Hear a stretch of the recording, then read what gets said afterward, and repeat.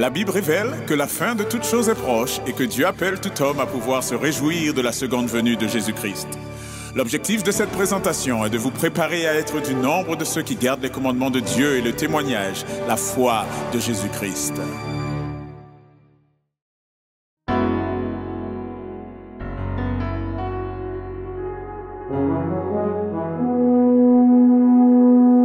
Annonçons partout le dernier message du Seigneur Jésus revenant des cieux. Dans le monde entier, rendons témoignage au roi saint et glorieux.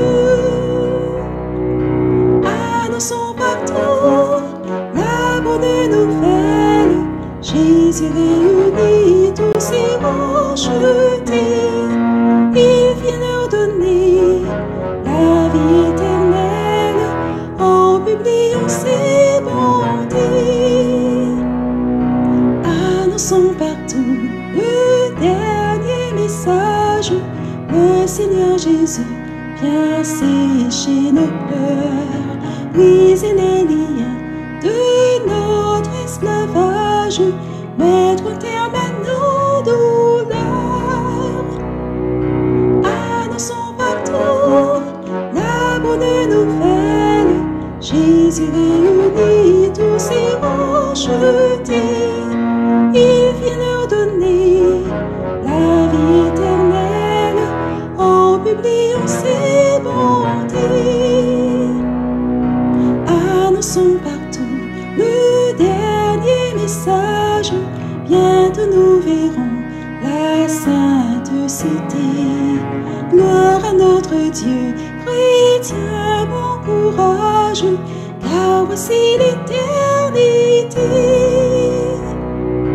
Annonçons partout la bonne nouvelle. Jésus réunit tous ses rachetés. Il vient leur donner la vie éternelle en publiant ses bontés.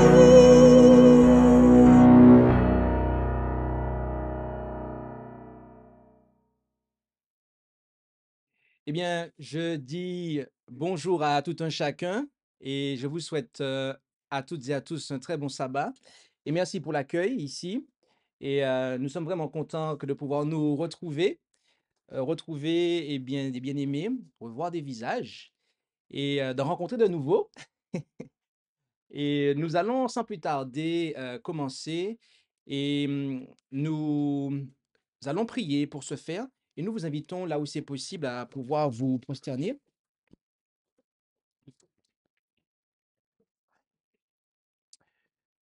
Notre Dieu, notre Père céleste, nous voulons te remercier pour ton amour, tes bienfaits et ta grâce manifestée envers nous jusqu'à présent. Et alors que nous allons poursuivre notre étude, eh bien, nous te demandons de bien vouloir nous conduire et que tout ce que nous allons lire, étudier, eh bien, soit de nature à pouvoir nous fortifier, nous rapprocher plus près de toi. Bénis tous tes serviteurs et tes servantes et le moindre d'entre eux qui aura à partager ce message. Et tout cela, nous te demandons au nom de Jésus. Amen.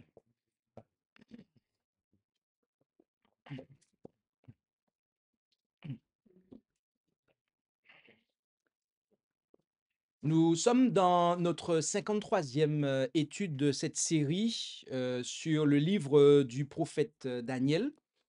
Et nous allons considérer durant cette heure, durant cette heure, eh bien, espionnage, accusation et condamnation de Daniel. Et il s'agira pour nous d'étudier les versets 11 à 17 du chapitre 6 du livre du prophète Daniel. Et nous allons sans plus tarder considérer ce texte de base comme suit. Il se lit donc comme suit. Alors ces hommes accoururent en tumulte et trouvèrent Daniel priant et faisant des supplications à son Dieu. Puis ils s'approchèrent du roi et lui dirent au sujet de la défense royale: n'as-tu pas rendu par écrit une défense portant que tout homme qui adresserait une requête à quelque dieu ou à quelques hommes pendant 30 jours, excepté à toi, ô roi, serait jeté dans la fosse aux lions? Le roi répondit et dit, la chose est certaine selon la loi des Mèdes et des Perses qui est irrévocable. Alors ils répondirent et dirent au roi, Daniel, qui est l'un des captifs de Juda, n'a eu aucun égard pour toi, ô roi, ni pour la défense que tu as écrite, mais 3 fois le jour, il fait sa prière à son Dieu. Le roi, ayant entendu cela, en eut un grand déplaisir, et il prit à cœur de délivrer Daniel, et jusqu'au coucher du soleil, il travailla à le sauver. Mais ces hommes se rendirent en tumulte vers le roi et lui dirent, Sache, ô roi, que c'est la loi des Mèdes et des Perses que toute défense ou tout décret confirmé par le roi ne soit point changé. Alors le roi commanda qu'on amenât Daniel et qu'on le jetât dans la fosse aux lions. Le roi prit la parole et dit à Daniel, Puisse ton Dieu que tu sers sans cesse te délivrer lui-même.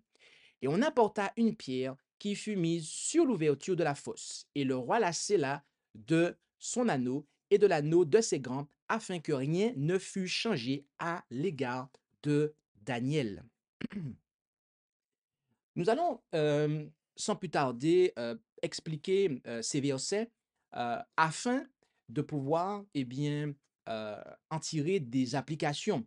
Car pour faire des applications, il nous faut d'abord comprendre le texte. Et donc, c'est ce que nous allons faire, verset par verset. Nous allons opérer cela. Et nous allons donc commencer avec le verset 11. Il nous est dit au verset 11 que ces hommes accoururent en tumulte. Dans l'étude précédente, et même celle d'avant, nous avons vu cela, le tumulte, ce que cela représente. Mais pourquoi ces hommes, là encore, ils accoururent vers le roi tumultueusement? Eh bien, après avoir tendu le piège, il ne restait plus à ces hommes qu'à espionner leur victime pour le prendre sur le fait accompli. Vous savez? Et ces hommes observèrent Daniel pendant toute une journée. Ils le virent se rendre dans sa maison et à 3 reprises le virent au travers de sa fenêtre et l'entendirent élever sa voix vers son Dieu en prière. Et j'aimerais que nous puissions considérer la traduction de Darby à cet égard.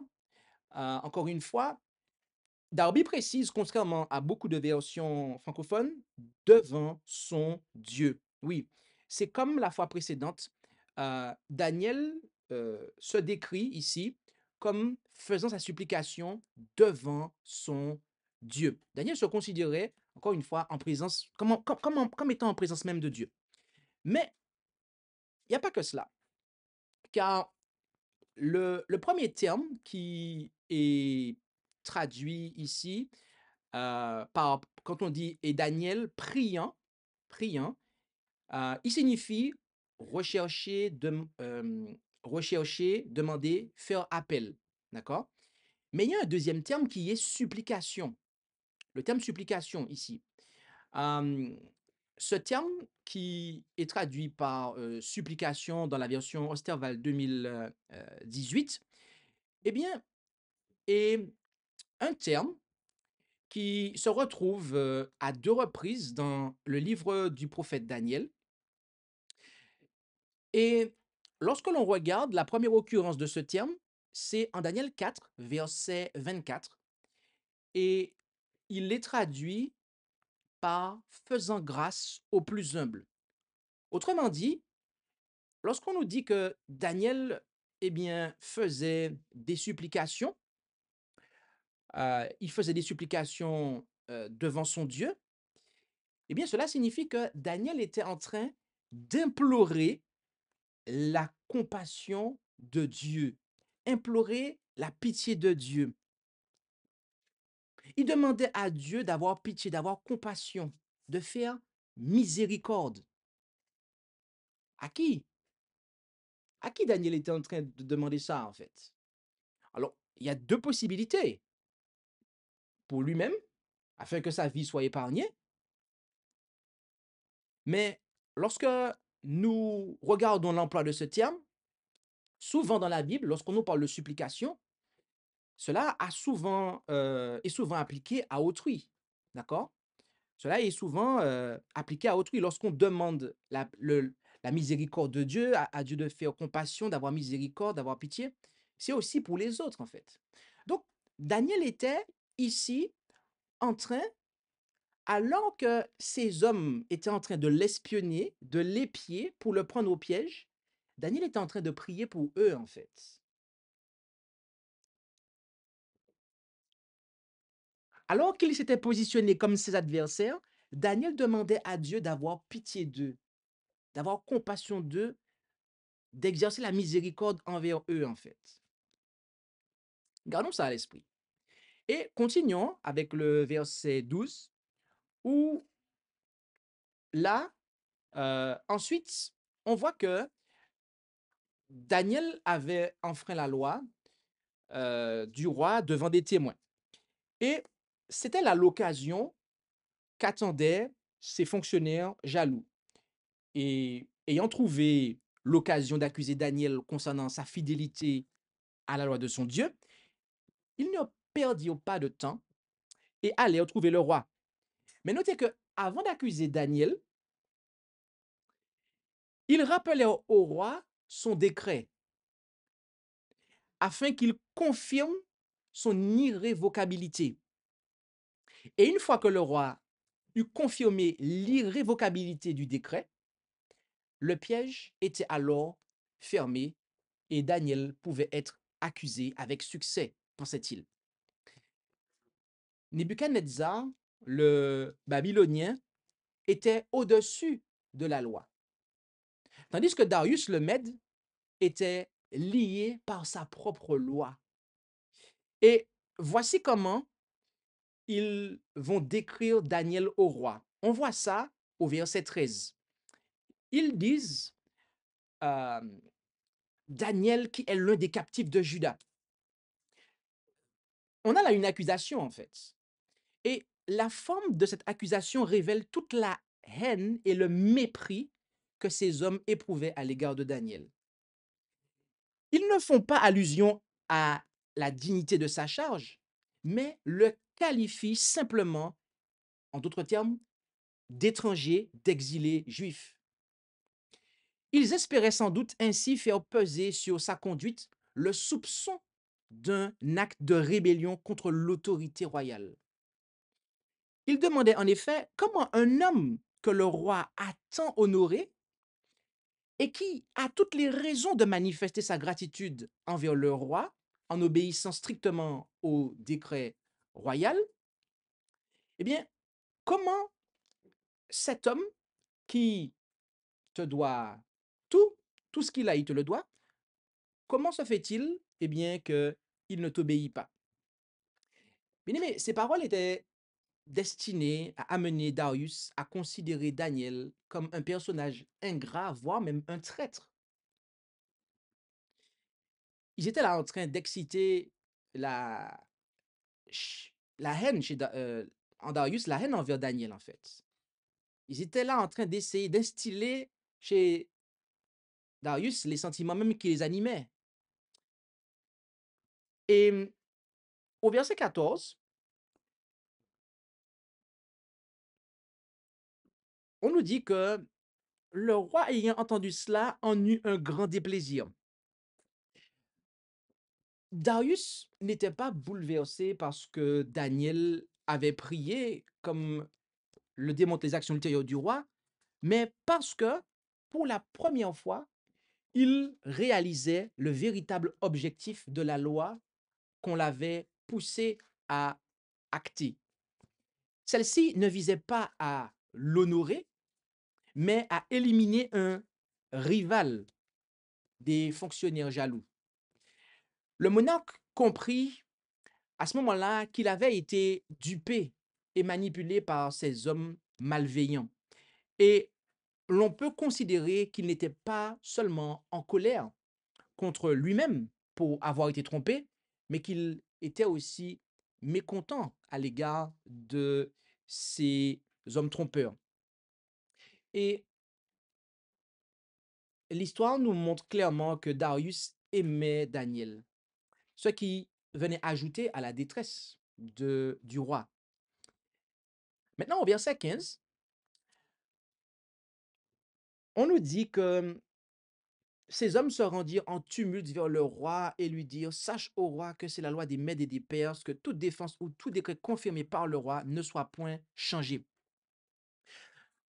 Pour toutes ces raisons-là, Darius souhaitait délivrer Daniel de la mort.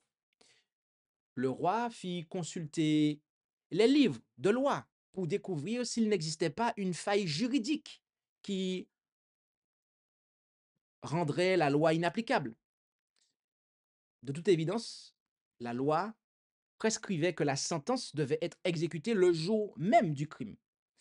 Et Darius n'avait donc que jusqu'au coucher du soleil pour résoudre ce dilemme. Daniel a certainement dû être observé en train de prier à midi le jour suivant, ce qui signifiait qu'il persévérait dans son attitude et que le roi n'avait que l'après-midi pour le sauver. Et malheureusement, bien que Darius ait fait tous ses efforts, le fidèle prophète de Dieu n'a pu échapper à la fosse aux lions. Après leur première présentation devant Darius, les conspirateurs avaient attendu pendant plusieurs heures l'exécution du verdict. Mais comme rien ne se passait, ils se rendirent, encore une fois, tumultueusement auprès du roi pour la deuxième fois de cette journée, et ce en fin de journée, pour empêcher un retard dans l'exécution de ce décret, de peur que le roi ne revienne entre-temps sur son décret. Et ils s'adressèrent donc de nouveau au roi et réclamèrent leur proie, car ils savaient qu'ils avaient le droit d'exiger l'exécution de Daniel et qu'il n'y avait pas de faille dans la loi qui lui permette d'y échapper. Maintenant, au verset 16, il nous est dit que le roi commanda qu'on amena Daniel et qu'on le jeta dans la fosse aux lions. Le roi prit la parole et dit à Daniel: Puisse ton Dieu que tu sers sans cesse te délivrer lui-même. C'est avec la plus grande répugnance et contre sa conscience que le roi Darius signa le mandat d'exécution. Et Daniel, simplement parce qu'il avait adoré son Dieu, comme s'il eût été un des plus vils malfaiteurs, fut amené et jeté dans la fosse aux lions pour être dévoré par eux. Et avant cela, les paroles du roi furent envers Daniel: Puisse ton Dieu que tu sers sans cesse te délivrer lui-même. Ces paroles de Darius contrastent avec celles prononcées par Nebuchadnezzar dans des circonstances similaires. En effet, rappelez-vous de cela avec moi, Daniel 3, verset 15. Maintenant donc, n'êtes-vous pas prêts au moment que vous entendrez le son de la trompette, du clairon, de la harpe, de la sambuc, du psalterion, de la symphonie et de toutes sortes de musique, de vous jeter bas et de vous prosterner devant la statue que j'ai faite? Que si vous ne vous prosternez pas, vous serez jetés cette même heure au milieu de la fournaise embrasée. Et qui est le Dieu qui vous délivrera de mes mains? Lorsque nous lorsque nous comparons ces deux versets-là, nous voyons eh bien, qu'il y a là deux attitudes, deux états d'esprit totalement différents. Euh, Nebuchadnezzar, ici, lançait un défi. On l'a déjà vu. Nous vous invitons à revoir les présentations sur cela. On ne va pas tout redévelopper. Mais ici, il lance un défi. Tandis que Darius, ici, dans une circonstance similaire où eh bien, on voit que Daniel va être euh, exécuté, et pour l'autre cas, c'était ses compagnons, mais ici, c'est Daniel, eh bien, le monarque ici, en l'occurrence Darius, eh bien, il espère que Dieu va intervenir. Ici, en disant cela, euh, Darius justifie Daniel de sa culpabilité en reconnaissant que tout son crime a été simplement de servir continuellement son Dieu Et il va même jusqu'à l'encourager à continuer de le faire, même lorsque cela a été considéré comme un crime. Deuxièmement, Darius laisse à Dieu le soin de libérer Daniel du châtiment puisqu'il n'a pas pu se résoudre à le faire. Et Darius, en disant cela, il espère vraiment que Dieu va le faire. Darius espère que Dieu, le Dieu de Daniel, va le délivrer, car sans doute croit-il qu'il a le pouvoir de le faire. Et il avait sans doute lieu de le penser, puisqu'il avait sans doute appris que le Dieu des Hébreux avait délivré les compagnons de Daniel dans un cas similaire. Et donc, il pouvait conclure, en tout cas dans son espérance, que ce Dieu serait toujours fidèle, il se montrerait toujours fidèle pour délivrer ceux qui le servent. Enfin, le verset 17, on nous dit qu'on apporta une pierre qui fut mise sur l'ouverture de la fosse et le roi la scella de son anneau et de l'anneau de ses grands, afin que rien ne fût changé à l'égard de Daniel. Euh, Le scellement officiel par le roi et ses grands avait un double objectif. D'une part, le sceau assurait aux ennemis de Daniel qu'aucune tentative ne pourrait être faite pour le sauver, au cas où il ne serait pas immédiatement mis en pièces par les lions. En effet, les conseillers de Darius craignaient qu'une telle tentative de sauver Daniel de la fosse soit faite soit par les amis de Daniel ou par le roi, dès que tout le monde se serait retiré du lieu de l'exécution. D'autre part, le sceau garantissait au roi que Daniel ne serait pas tué par d'autres moyens, au cas où il ne serait pas blessé par les lions. Darius, qui espérait que le Dieu des Hébreux, le Dieu de Daniel, sauverait son fidèle serviteur des lions, voulait naturellement prendre des précautions contre toute interférence de la part des hommes qui étaient déterminés à ôter la vie de Daniel. Et c'est pourquoi leur sceau, ainsi que celui du roi, donc des grands du roi, et le roi lui-même, fut employé et apposé de manière à sceller la pierre pour s'assurer que cette pierre ne serait pas touchée pendant la nuit. Et il est intéressant de noter que c'est pour les mêmes raisons que lorsque le Christ fut enseveli, eh bien, ses adversaires, pour ainsi dire, placèrent la pierre et la firent garder devant son sépulcre. En effet, euh, il donc le mit dans son sépulcre qui était neuf et en Matthieu 27, versets 60 à 66, et qu'il avait fait tailler pour lui-même dans un roc. Et ayant roulé une grande pierre à l'entrée du sépulcre, il s'en alla. Et après, on nous dit au verset 62 que les principaux sacrificateurs et les pharisiens, ils se rendirent vers Pilate et ils lui dirent, Seigneur, nous nous souvenons que quand ce séducteur vivait, il disait, je ressusciterai dans 3 jours. Commande donc que le sépulcre soit gardé sûrement jusqu'au 3e jour, de peur que ses disciples ne viennent de nuit et n'enlèvent son corps, et qu'ils ne disent au peuple, il est ressuscité des morts. Cette dernière séduction serait pire que la première. Pilate leur dit, vous avez la garde, allez et faites-le garder comme vous l'entendrez. Ils s'en allèrent donc et ils s'assurèrent du sépulcre en scellant la pierre et en y mettant des gardes. Ok. Donc, Jésus lui-même, la pierre qui était devant son tombeau, elle a été scellée. Et il y a des gardes en plus qui ont été placés, de manière à s'assurer, en fait, que, eh bien, rien n'allait se passer. D'accord? Pour Daniel, on ne nous dit pas apparemment qu'il y avait des gardes qui étaient devant la pierre, on nous dit juste que ça a été scellé, en fait. Mais il faut croire que les scribes et les pharisiens, je sais pas, peut-être qu'ils avaient en tête cette histoire-là et ils ont mis des gardes en plus, voilà, pour s'assurer qu'il n'y allait pas avoir quoi que ce soit qui allait être fait.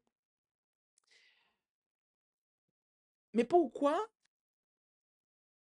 à quoi servait cette pierre? Mis à part les raisons que nous avons dit là, dans le plan de Dieu, cette pierre servait à quoi en fait?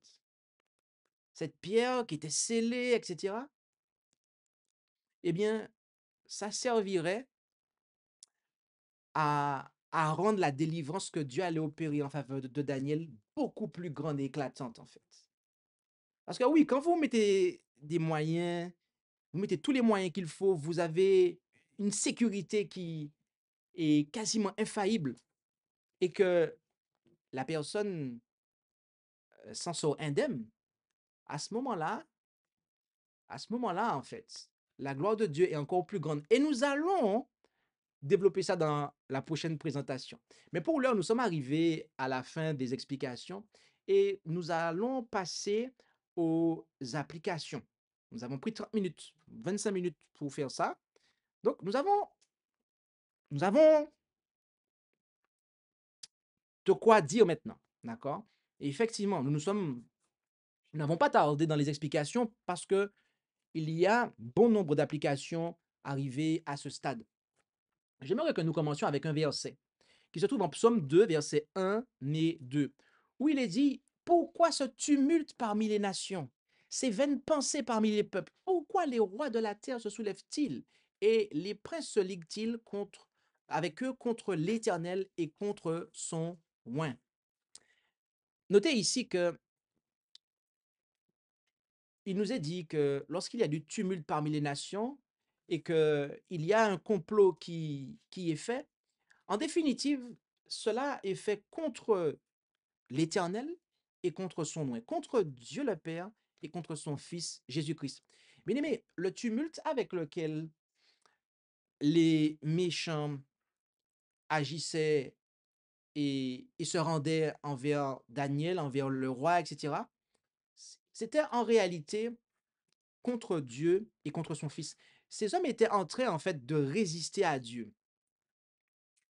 Ils avaient eu dans la vie de Daniel des évidences que Dieu était présent, mais ils résistaient. Il nous faut bien comprendre quelque chose, c'est que lorsque le les méchants agissent tumultueusement contre le peuple de Dieu, contre les enfants de Dieu, c'est en définitive contre Dieu et contre son Fils qu'ils agissent. Lorsque cela se reproduira et que nous aurons, eh bien, je dirais, l'opportunité de pouvoir être la cible de ces attaques, n'oublions jamais que c'est contre Dieu et contre son Fils que les complots sont dirigés en définitive. Et que nous sommes juste, eh bien, l'élément visible de l'affaire. Mais qu'en définitive, les méchants qui fomentent des complots, ils sont en train simplement par là de montrer qu'ils résistent à l'Esprit de Dieu. Et que c'est contre Dieu et son Fils qui sont en train de se battre. C'est très important de garder ça à l'esprit. Nous allons poursuivre avec un deuxième verset. En Psaume 37, versets 32 et 33, le méchant épie le juste et cherche à le faire mourir. Mais l'Éternel ne l'abandonnera point entre les mains du méchant et ne le laissera point condamner quand on le jugera. Ces hommes étaient en train d'épier Daniel pour le faire mourir. Et comme nous l'avons vu la fois précédente, Daniel, eh bien, il s'assurait en Dieu. Il avait confiance en Dieu. Daniel connaissait ces promesses-là. Il connaissait. C'était un étudiant de la Bible. Il savait en fait que lorsque un méchant est en train d'épier un enfant de Dieu, eh bien, que l'Éternel est là, il veille et ne l'abandonnera pas. Bien-aimés, gardons cela à l'esprit, car il est assuré que dans l'avenir, et nous allons en reparler tout à l'heure, le peuple de Dieu sera la cible d'un complot mondial. Et soyons alors assurés dans ces circonstances-là que l'Éternel ne nous abandonnera pas et qu'il nous délivrera. Même si cela semble prendre du temps, mais il le fera. Assyrie pas peut-être, il fait. Maintenant, poursuivons avec un autre, cette fois-ci, un set de passages, un package. Nous disons, car c'est sans cause qu'ils ont caché la fosse où était tendu leur aide. C'est sans cause qu'ils ont creusé pour surprendre mon âme. Ils m'ont rendu le mal pour le bien, tâchant de m'ôter la vie. Psaume 35, versets 7 et 12. Psaume 38, verset 20. Et ceux qui me rendent le mal pour le bien me sont opposés parce que je m'attache au bien. En Jean 10, verset 32, Jésus a eu l'occasion de dire, j'ai fait devant vous plusieurs bonnes œuvres de la part de mon Père. Pour laquelle me lapidez-vous? Et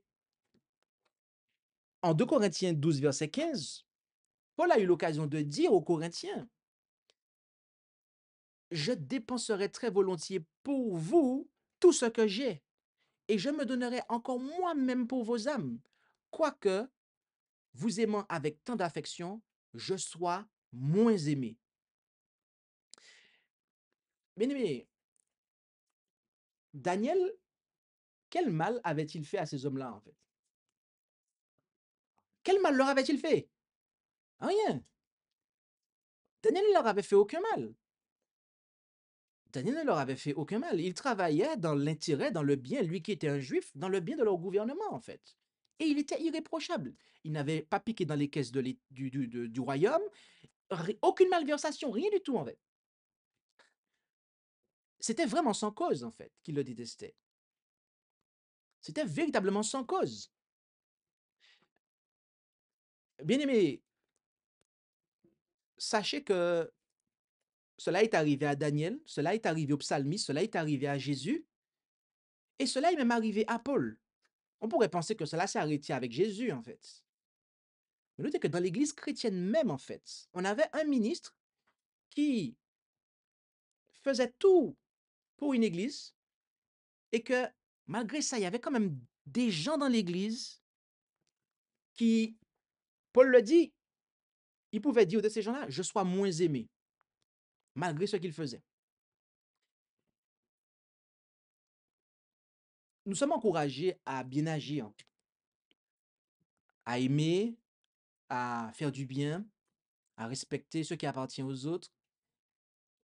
Et malgré ça, malgré le bien que nous allons faire à certaines personnes, ils vont vouloir ne pas nous le rendre, mais plutôt nous rendre le mal.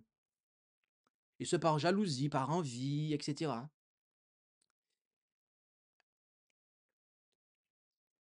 Est-ce que nous, est-ce que nous devrons nous dire, ben, puisqu'ils agissent mal, je vais me mettre moi aussi à leur rendre la monnaie de leur pièce? Non, non, on ne doit pas faire ça en fait. Voilà ce qu'on doit faire comme Daniel. Psaume 109, verset 4. Au lieu que je les aimais, ils m'ont été opposés, mais moi, je priais pour eux. D'accord? Autrement dit, en bon français, moi, je les aime, mais ils se sont opposés à moi. Eh bien, moi, je prie pour eux. Voilà quelle était l'attitude de Daniel, en fait. Daniel était en train de supplier Dieu, d'invoquer la miséricorde de Dieu sur ces hommes. Et nous pouvons le dire, puisque, considérons la suite des versets. Luc 23, verset 34.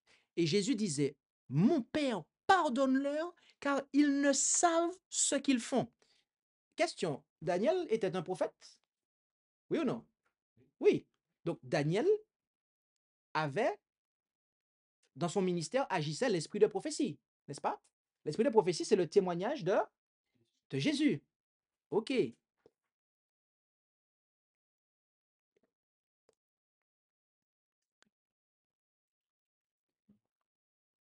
Jésus a eu l'occasion de dire en Matthieu 5, verset 44, avant même et après il a expérimenté lui-même, priez notamment pour ceux qui vous persécutent. OK? Priez pour ceux qui vous persécutent.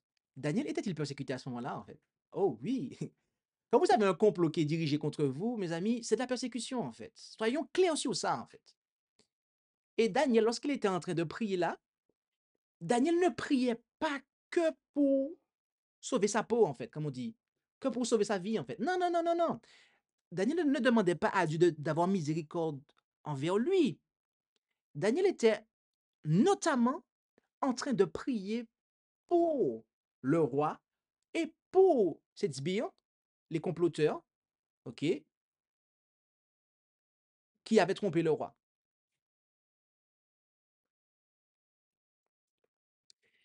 Et bien aimé, c'est ainsi que nous sommes amenés, c'est ainsi, devrais-je dire, que nous sommes invités à agir. Lorsque nous sommes la cible de méchanceté, nous pourrions être tentés de demander à Dieu, comme le firent deux des disciples de Jésus, que, eh bien, que le feu descende du ciel et frappe ces mécréants, en fait. Ah, on pourrait être tenté de demander ça, en fait. Mais la vérité, ici, c'est que nous devons prier pour ceux qui nous persécutent. Nous devons prier pour eux, en fait. Et, et cela est toujours d'actualité. Cet enseignement de Jésus-là est toujours d'actualité pour nous.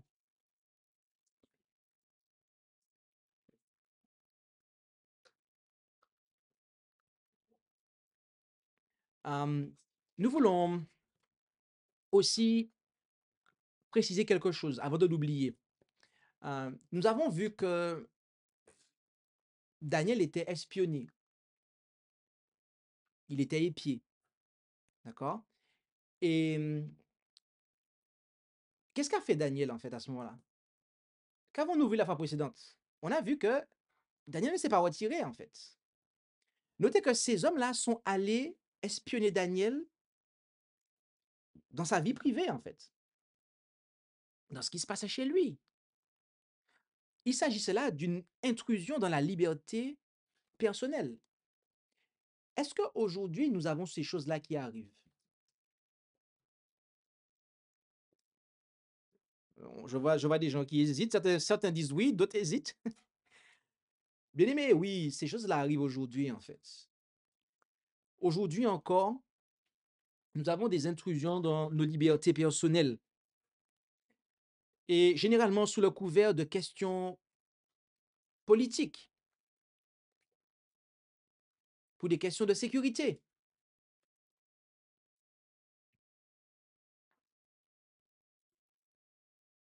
Aujourd'hui, nous avons tous des smartphones, n'est-ce pas? Nous avons tous des ordinateurs. Est-ce que vous savez que on peut juste savoir ce que vous dites, ce que vous faites, vous voir par la caméra? Et là-dessus, il y a des gens, ils disent, ah, il faut pas avoir le téléphone, c'est pas bon, faut pas avoir de. Voilà. Il veut se retirer du système, en fait. Il veut se retirer du système. D'accord? Il pense que la solution est de sortir du système.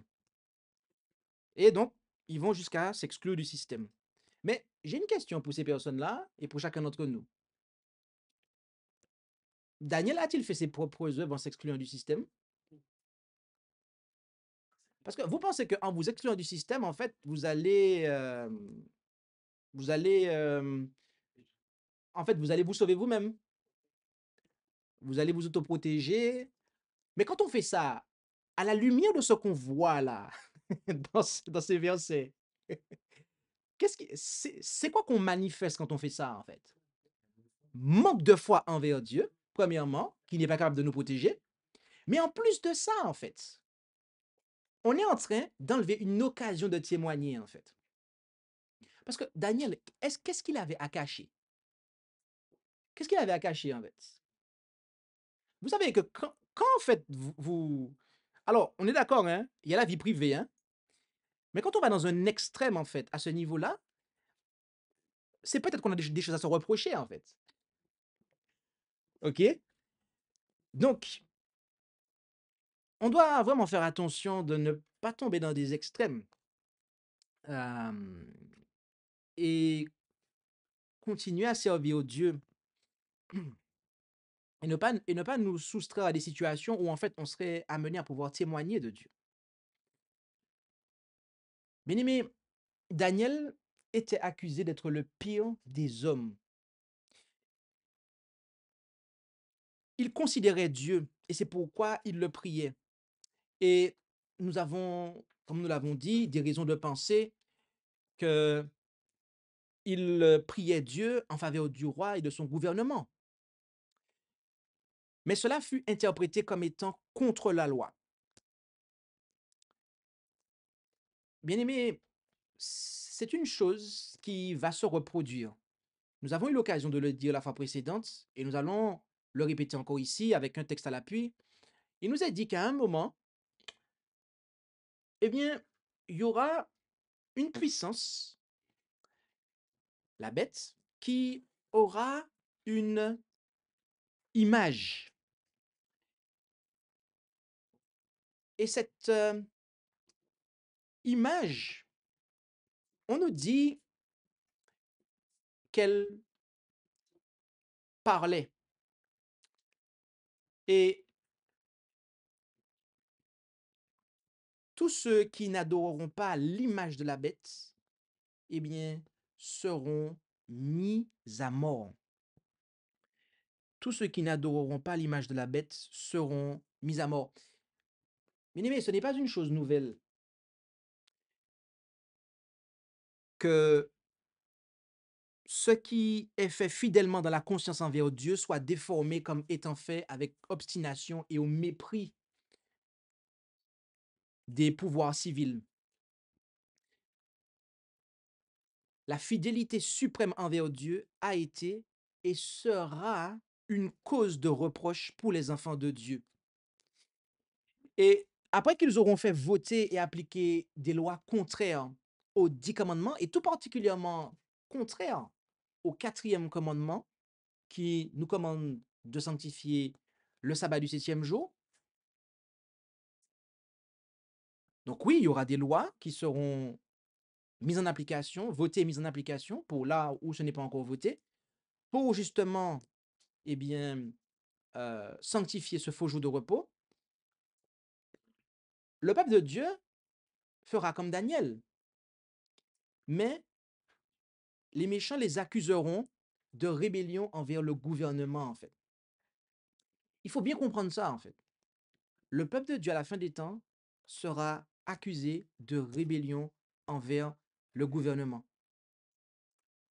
On les considérera comme étant les pires hommes qui existent sur terre.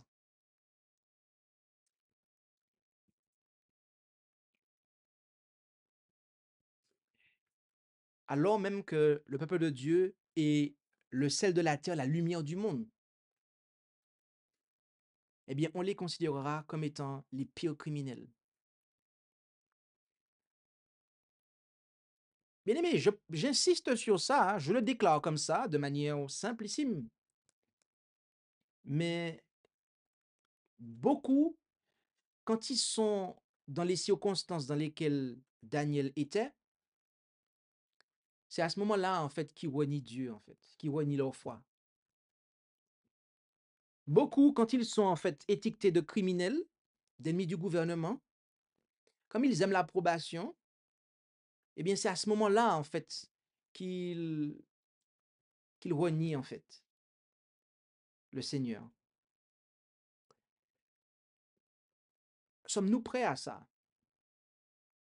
Sommes-nous prêts à, pour l'amour de Dieu, alors que nous nous évertions à être en bénédiction à notre société, à notre pays, sommes-nous prêts à être considérés comme étant des ennemis d'État? Nous devons nous poser cette question, bien-aimés, car un jour, cela sera notre cas, en fait. Et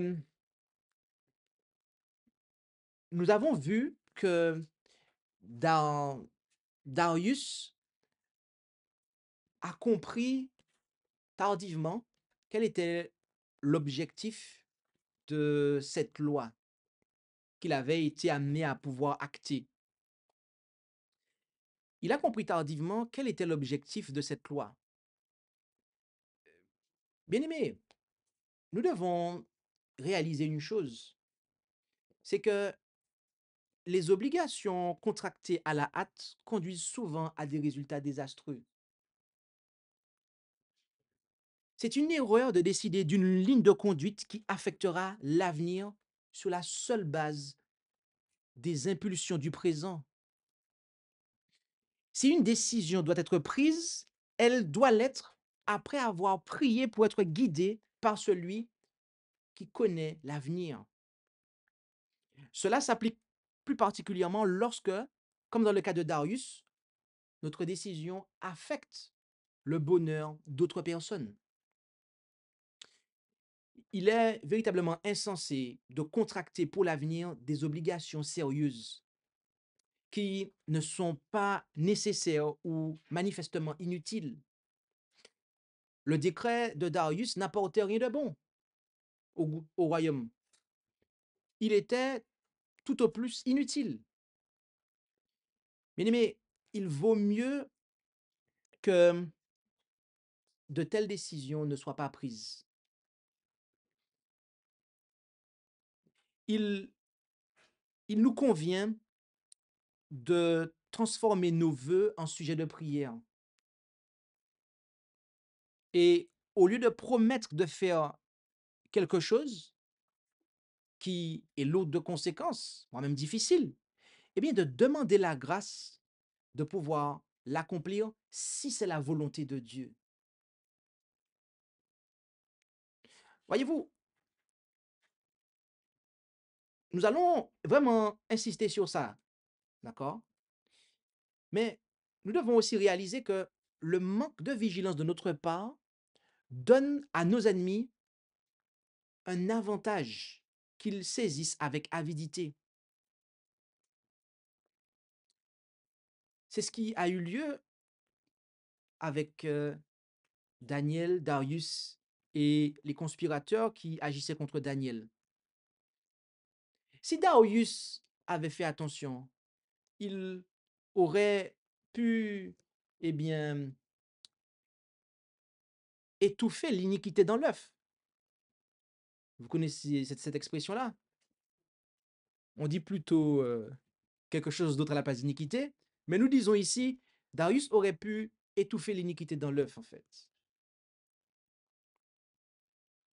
À l'état embryonnaire, Darius aurait pu, en fait, arrêter ça, en fait. Bien aimé, si nous étions en alerte contre les machinations secrètes du tentateur, nous pourrions nous-mêmes étouffer l'iniquité qui est au stade embryonnaire.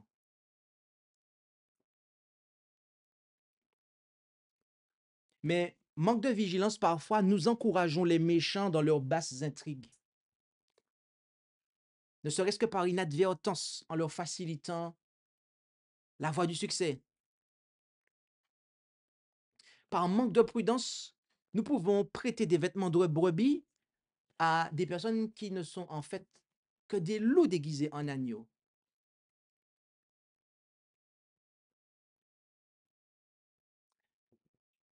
Nous devons vraiment faire attention, bien-aimés. Car parfois, des personnes viennent avec de belles paroles devant vous, en fait. Ils viennent avec de belles paroles devant vous. Mais comme parfois on ne voit pas plus loin que le bout de son nez, eh bien, on donne foi, on acte les choses.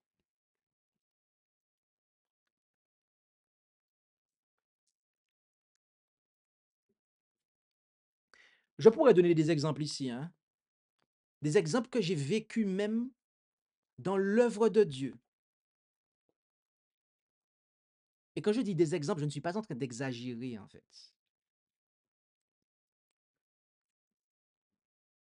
Faisons vraiment attention à la flatterie, en fait. Nous avons déjà parlé de ça. Nous avons déjà recommandé une présentation où on a présenté ça de long en large et en travers. Faisons vraiment attention à ça, en fait. Faisons vraiment en sorte d'être insensibles à la flatterie. Et vous savez comment faire pour être insensible à la flatterie? Est-ce que vous savez comment? Parce que dire ça, on se dit: «Ah oui, OK, d'accord», mais on ne sait pas comment, en fait. Il faut avoir une juste estime de ce que Dieu pense de nous, en fait. Et être comblé par l'amour de Dieu, en fait. Parce que si mon ami, tu es pas comblé par l'amour de Dieu, à ce moment-là, tu es susceptible. Tu es, en fait, vulnérable à la flatterie. Et oui,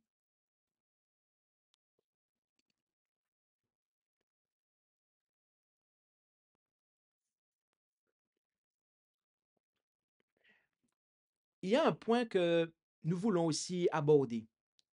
C'est que Darius, il n'était pas content. Il a regretté d'avoir signé cette loi, de l'avoir promulguée. Il a tout fait pour empêcher, mais malgré ça, il a quand même signé le décret, le mandat d'exécution, plus précisément. Il a quand même commandé à ce que Daniel vienne et soit jeté dans la fosse au lion. C'est lui qui l'a commandé, en fait. Euh, je ne vais pas, je ne vais pas, en fait, euh, beaucoup développer cet aspect-là parce on va en laisser pour la prochaine fois. Mais nous devons réaliser que dans la Bible, il y a deux hommes qui étaient dans la même situation que Darius. Et j'ai dit qu'on ne va pas le développer. Donc, je vais l'aborder, mais on va le laisser un petit peu pour la prochaine fois, d'accord? Euh, on a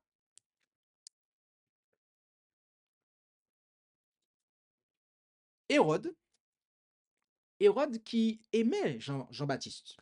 Il aimait écouter ses prédications, mais Hérode était sujet à la flatterie. Et pour l'amour d'une débauchée, eh bien, il lui a promis tout ce qu'elle voudrait.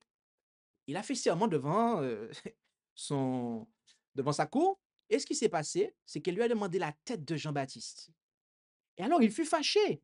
En Matthieu 14, verset 6 à 11, on apprend qu'il fut fâché au verset 9. Mais à cause du serment qu'il avait fait et de ceux qui étaient à table avec lui, il commanda qu'on la lui donnât. On a aussi Pilate en Jean 19, verset 12 à 16. Pilate, Jean nous dit, écoutez bien ça, Jean nous dit que Pilate cherchait à délivrer Jésus. Exactement comme Darius, en fait. Et les Juifs lui dirent, si tu délivres cet homme, tu n'es pas ami de César, car quiconque se fait roi se déclare contre César. Et on apprend aussi au verset 15 que les principaux sacrificateurs répondirent, nous n'avons point d'autre roi que César. Alors Pilate le leur livra, en fait.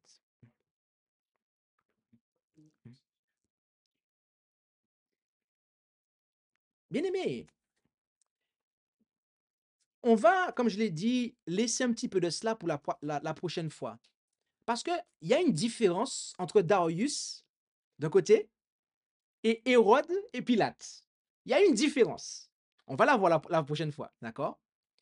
Mais il y a un point en commun. Il y a un point en commun, d'accord? De la même façon qu'il y a une différence entre Pierre et Judas, il y a aussi, il y a un point commun, mais il y a aussi une différence entre Pierre et Judas, d'accord? C'est la même chose. Entre Pilate, Pilate et Hérode, il y a une différence entre eux et avec Darius. Laquelle? On verra ça la prochaine fois. Mais le point en commun, c'est le suivant. C'est qu'en fait, Darius ici, plus précisément, Darius était lié en fait. Il avait dit quelque chose et il estimait qu'il devait le faire, qu'il était lié. Mais quand on se rend compte que quelque chose est mauvais, quand on se rend compte qu'on a promis de faire quelque chose, mais qu'après on se rend compte que c'est mauvais en fait, et que c'est vraiment terrible, est-ce qu'on doit aller jusqu'au bout et le faire. Ah, c'est là qu'il y a des divergences d'opinion qui arrivent, en fait. C'est là qu'on se rend compte de ce qu'il en est. Certains hommes vénèrent la cohérence comme un fétiche. Ce qu'ils ont écrit, ils l'ont écrit et ils s'y tiennent. Ce qu'ils l'ont dit, ils l'ont dit et ils s'y tiennent. Alors même que cela s'avère être faux, être pas correct. Et voyez-vous, cette conduite est due à plusieurs choses. Premièrement, à la faiblesse et à la peur des hommes, car on le voit, pour Darius, il risquait fort d'être destitué. Hérode on allait lui dire, ouais, Hérode pas ni parole, Hérode n'a pas de parole, il tient pas ses paroles, il tient pas ses serments.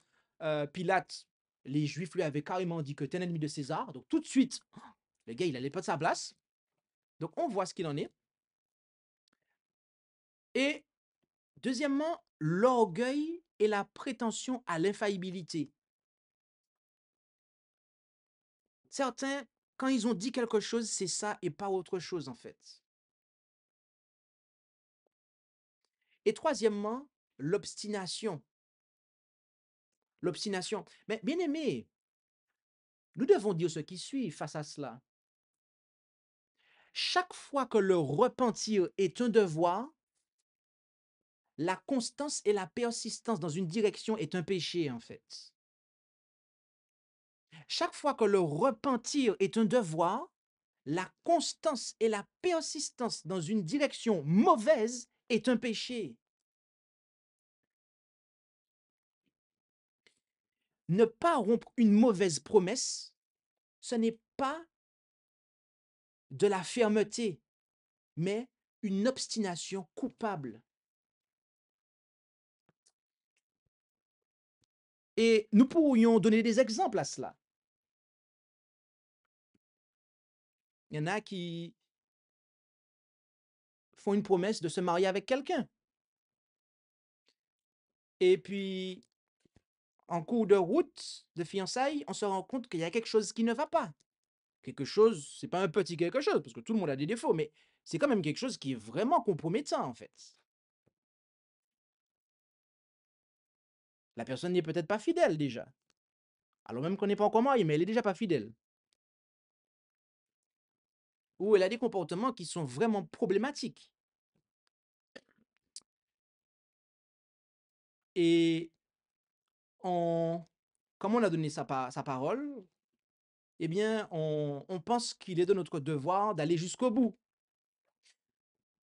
Et parfois, c'est même le cas pour des personnes qui ont brûlé une étape. D'accord? Et je le dis, je l'aborde en toute franchise, car vous ne savez pas combien de fois ça arrive, mais Dieu seul sait que ça arrive souvent. Et des fois, il y en a qui brûlent une étape. Et un, un homme va retirer la virginité d'une femme. Et la femme va penser, en fait, qu'elle va devoir se marier avec cet homme-là, en fait. OK? Mais elle découvre que des choses qu'elle n'avait pas vues auparavant, en fait. Et beaucoup de gens pensent qu'ils doivent absolument le faire, même si la personne est mauvaise, en fait.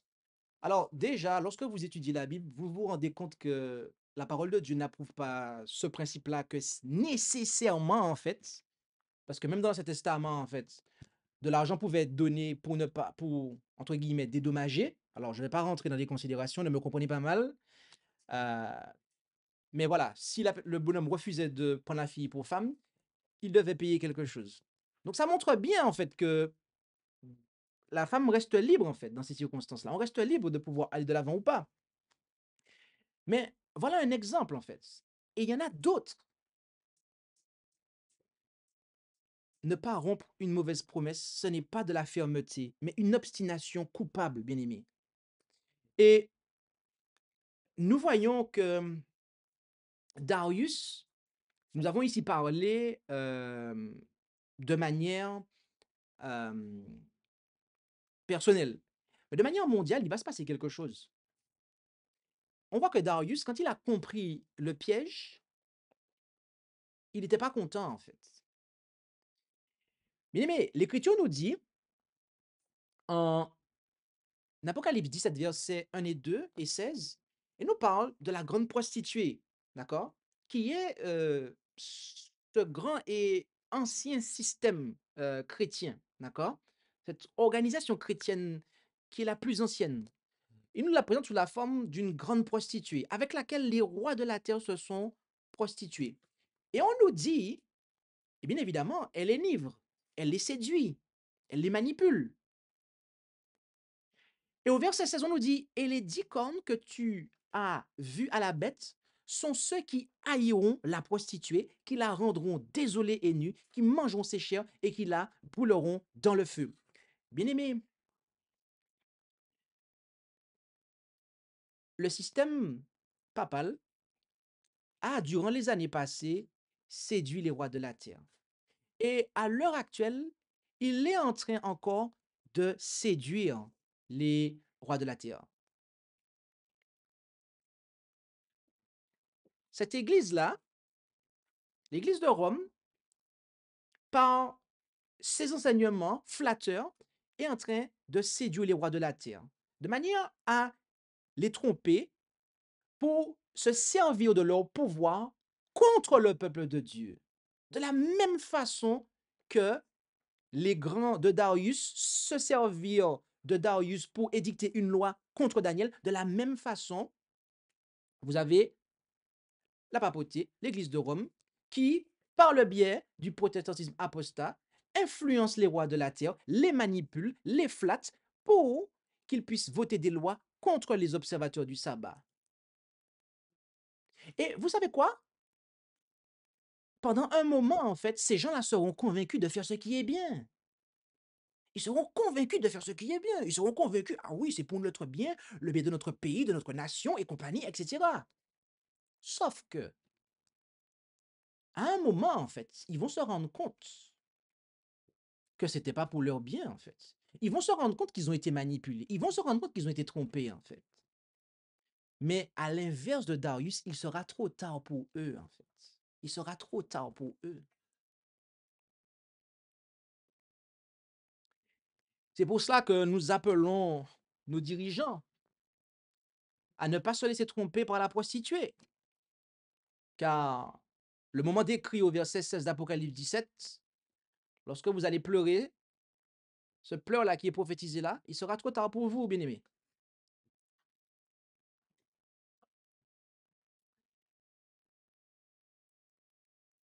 Et enfin, nous allons conclure. Et nous devons conclure, oui, parce que l'heure est là.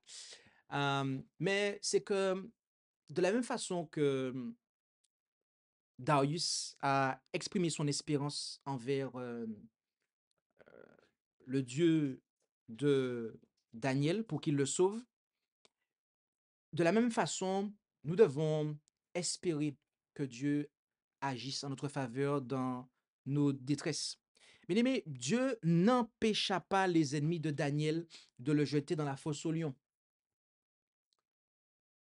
Il permit aux démons et aux hommes pervers de réaliser leurs projets jusqu'à ce point. Mais c'était afin de rendre plus éclatante la délivrance de son serviteur et plus totale la défaite des ennemis de la vérité et de la justice. Nous prenons comme conclusion ces deux passages. Psaume 118, versets 8 et 9. Il vaut mieux se retirer vers l'Éternel que de s'assurer sur l'homme. Il vaut mieux se retirer vers l'Éternel que de s'assurer sur les principaux d'entre les peuples. Et le psaume 37, versets 39 et 40. Mais la délivrance des justes viendra de l'Éternel. Il sera leur force au temps de la détresse. L'Éternel les aidera, il les délivrera des méchants et il les sauvera parce qu'ils ont espéré en lui.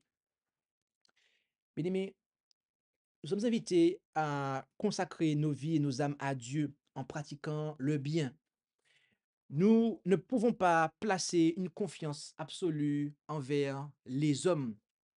Oui, les gouvernements ont la responsabilité de protéger leurs citoyens et nous devons en quelque part un peu nous attendre à ce qu'ils le fassent.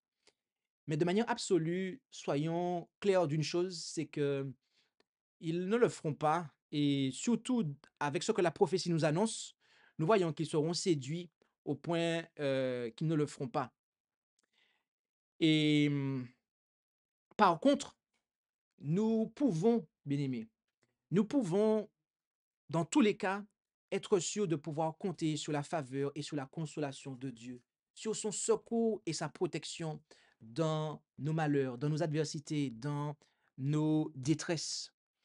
Et c'est ce que nous sommes invités à faire dès maintenant.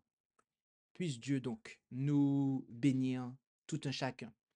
Et si nous avons des questions, n'hésitons pas à les poser dans la description de cet enregistrement vidéo. Nous allons, avant de prier, prendre le chant thème.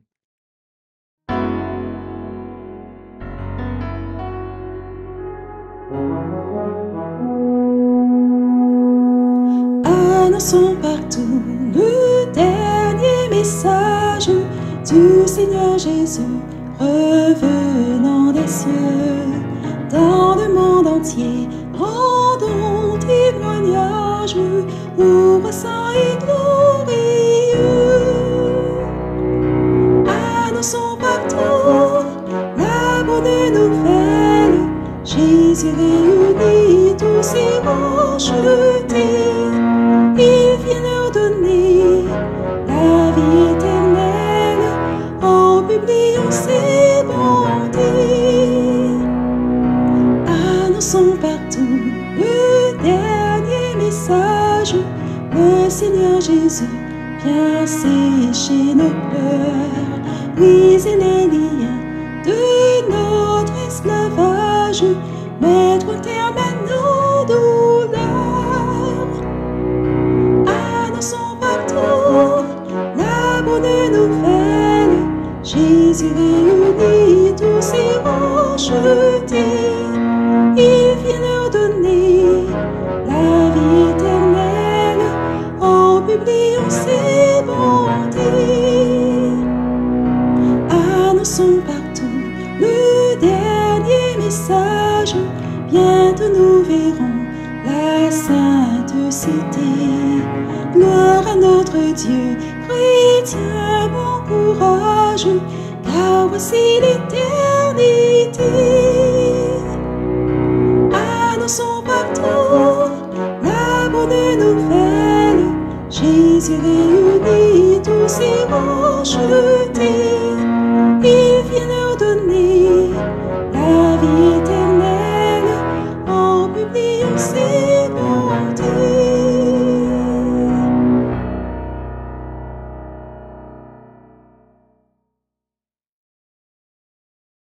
Amen. Nous allons prier et nous vous invitons à pouvoir prendre la position qu'il convient pour la prière.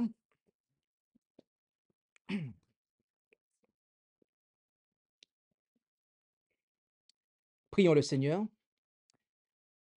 Notre Père céleste, nous voulons te remercier pour ces instructions que tu nous permets de pouvoir tirer de l'expérience de ton serviteur Daniel. Et nous voyons le tumulte parmi les nations. Nous voyons des complots, notamment un complot qui se prépare. Et nous devons réaliser que toutes les fois où cela a lieu, ce n'est pas contre nous que cela est dirigé, mais en définitive contre toi et ton Fils Jésus-Christ. Père céleste, euh, nous sommes invités, et Jésus nous l'a rappelé, que lorsque nous sommes outragés, persécutés, lorsque on médite notre perte, eh bien que nous devons bien agir, continuer à bien agir et aussi prier pour les malfaiteurs et afin que tu leur fasses grâce. Alors aide-nous, tendre Père céleste, à pouvoir nous tenir à ces enseignements et à pouvoir mettre en pratique cela. Et nous réalisons que lorsque nous sommes face à des décisions importantes qui vont impacter la vie des autres, et aussi avant tout la nôtre, mais aussi celle des autres, eh bien, nous comprenons que nous devons te rechercher. Nous devons considérer et transformer nos vœux en prière, de sorte que nous ne prenions pas des décisions hâtives qui auront des conséquences désastreuses pour nous-mêmes, mais aussi pour le bien d'autres personnes. Aide-nous, Père Céleste, à être insensibles à la flatterie. Aide-nous à avoir une juste compréhension de ce que tu penses de nous, de ce que tu veux pour nous, afin que nous ne nous laissions pas séduire par l'ennemi et ses instruments. Et aussi, toutes les fois que la repentance est un devoir pour nous et se présente comme étant un devoir, toutes les fois que tu nous montres que, eh bien, nous avons pris euh, une mauvaise décision ou une mauvaise résolution, puissions-nous ne pas nous obstiner et accomplir ce qui ne convient pas d'accomplir. Enfin, aide-nous à pouvoir euh, mettre notre espérance ultime en toi pour notre protection, notre délivrance, car le bras humain a ses limites et nous savons que dans les temps qui sont devant nous, eh bien, tout ce que Daniel a vécu et qui nous est rapporté au chapitre 6, nous allons l'expérimenter en tant que peuple. Alors aide-nous à pouvoir compter sur toi et de sorte que nous puissions t'honorer. Bénis chacun d'entre nous et nous t'en prions au nom de Jésus et pour ta gloire, Père. Amen. Merci d'avoir écouté cette présentation avec intérêt. Pour plus d'informations, consultez notre site internet lereste.org et suivez-nous sur Facebook ainsi que sur YouTube à @lereste. Vous pouvez aussi nous contacter par email à info@lereste.org ou par téléphone au +33 6 12 60 13 69.